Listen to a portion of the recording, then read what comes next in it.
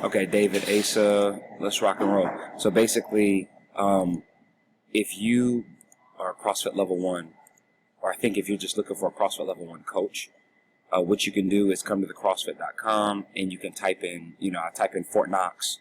I have all these people. Or if I'm in Louisville, I can type in these people. So I have all these pieces laid out.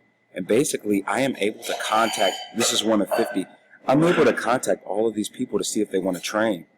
Basically, what I can do is click contact this trainer, input my name, email, and message. And my question to you guys is, what is that message? Is it basically like, let me just hit you up, here's what I do, here's what I'm looking for? Or am I prompting them to meet with me?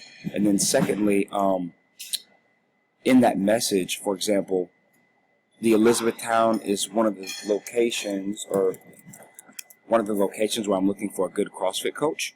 And with that being said, like, for example, Seiji Atoni, right? I know him, and I know, where's he at? This is Hard Knocks, one of my competitors, but not an ultra competitor. But basically, this dude is a level 1 coach.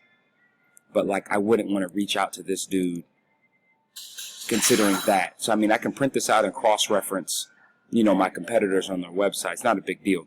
But, yeah, I mean, basically my thought was just that when I click on, who's somebody, I've never heard of Frank Trinidad. When I click on this, and I click on name, email address, and message, like, what do I say to meet with them? And then also considering that some of these people might already coach at a box. That's all I